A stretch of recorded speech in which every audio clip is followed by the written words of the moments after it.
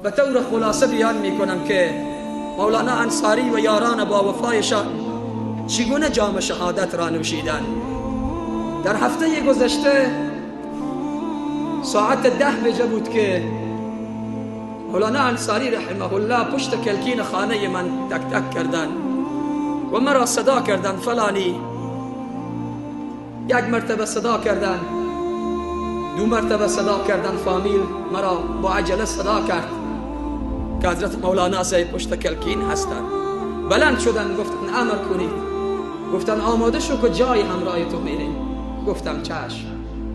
امر از آنها بود، دستور از آنها بود. گفتم چشم، آماده شدم. تا حتی 10 دقیقه 15 دقیقه جلوتر از آنها آماده شدم، انتظارشان را داخل خانه میکشیدم. بیرون شدن، بالا به خنده بیرون شدن از خانه.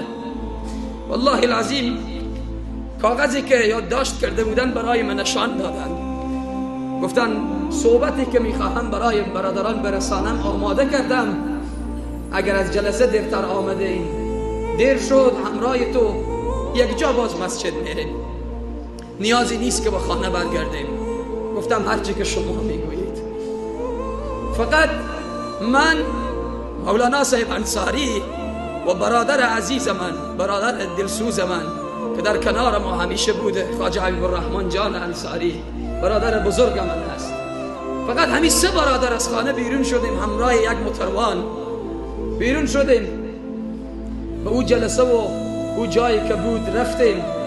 جلسه صورت گرفت. جلسه هم کسی دیگری نبود، اکثریت خبر دارن. فرد اول کشور آمده بود، ملا برادر آخوند، گفت میخواهم به طور خصوصی فلانی را ببینم. رفتیم در آنجا، به طور خصوصی آنها را دیدن. فدای تو شرمه‌ای رهبران، در آنجا هم از شما ملت یاد کردن، از خواهر و برادر یاد کردن، از مشکلات شما ملت یاد کردن. گفتند که این ملت را از خود دور نکنید، این ملت را از خود نرنجانید.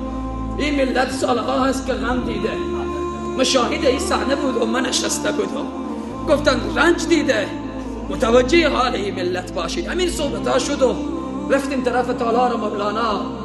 اونجا رفتیم، صحبت های اخیر خود را کردن و بیرون شدیم. گفتن با عجله، گفتن که ما میریم، نماز جمعه هم هست. بعد از نماز جمعه مهمان هم داریم. علما بودن از ولایت غزنی، از کابل. و علما بعد از نماز مهمان ما بودن. با عجله بیرون شدیم. وقتی به دروازه خانه رسیدیم ساعت 5 کم 12 یا 10 کم 12 بود. میدانید که چی حالتی رخ داد؟ مولانا انصاری رحمه الله از موتر پایین شدن و دروازه را محکم گرفتن. گفتن فلانی تو تنها شو. گفتم همراه شما با هم دیگر بریم طرف مسجد. خیلی وقت است که در کنار شما و در پشت سر شما نیامدم. گفتن نه، تو از او دروازه برو، من از این دروازه زیارت میام. اما نماز خواندی با عجله بیا طرف خانه که مهمان ها تنها نباشن. بعد از نماز گفتن همدیگر را میبینیم و با صحبت میکنیم. سلاح به دست من بود، یک کلاشینکوف را هم خودشان گرفتن. گفتن که سلاح را هم بدی به من. سلاح را هم گرفتن. رفتم خانه. والله العظیم یک مرتبه دیگه برگشتن طرف ما نگاه کردن. یک نگاهی کردن. من همراه خود گفتم چرا چنین نگاهی طرف ما میکنی؟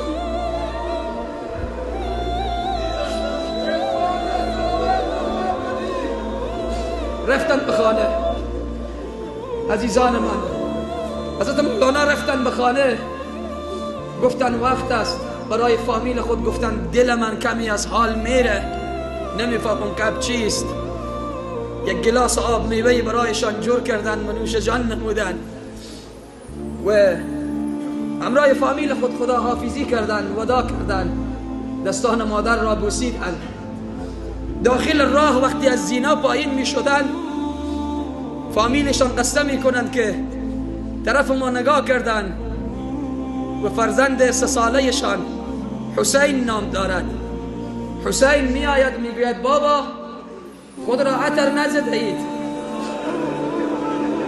بابا خود را عطر نزدید. مولانا انصاری میگوید که بابا جان عطر زدم.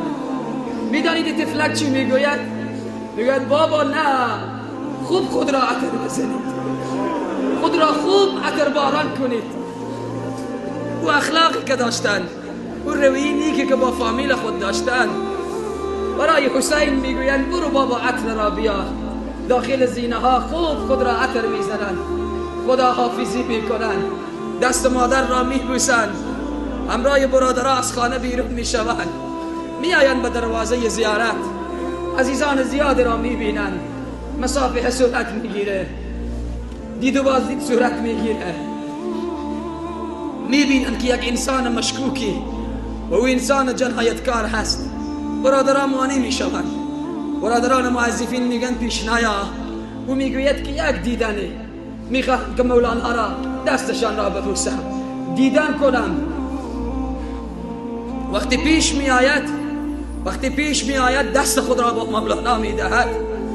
مولانا دستش را میگیرند، سرش را میبوسند. از اینجا باز حاجی خواجه سید محمد شفیق جان گفتند که وقتی دستش را گرفتند و رویش را بوسه زدند، ای خود را منفجر می کند و سر پلیدش دور می افتد، تکه تکه خودش تکه تکه می شود. اما رهبر ما و شما با یک صدای بلند و قوی می گویند الله اکبر.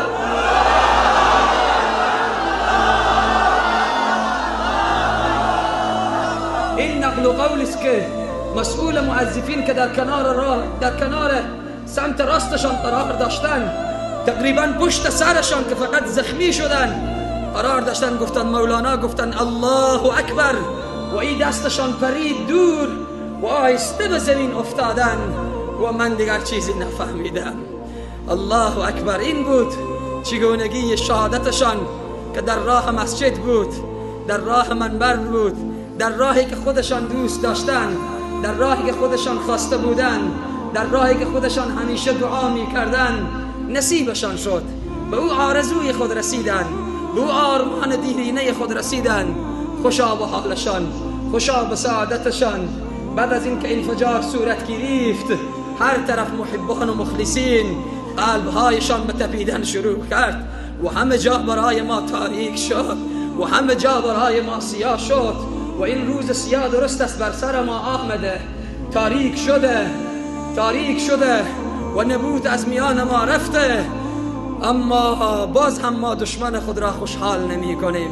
این آرزو و آرمان را و دشمن نگرم به گور ببرد که ما او را خوشحال کنیم و این راه را ترک کنیم و این منبر خاموش بشود و مراکزش، برنامه‌های تعلیمیش، برنامه‌های خدماتش به تمام امت تعطیل شود. هرگیز هرگیز هرگیز.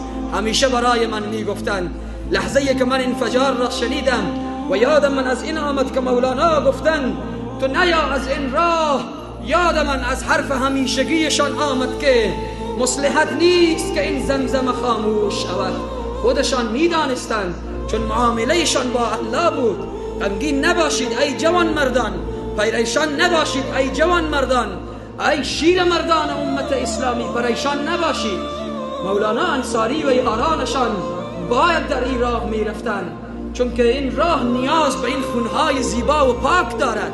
اگر چنین خونهای ریخته نشود، امت به خواب می رود، امت به غفلت می افتد، امت پریشان می شود، امت بی سرنوشت می شود، امت پکه شده امروز، امت بیدار شده امروز، دشمن به لرزه افتاده امروز. پس باید خوشحال باشیم.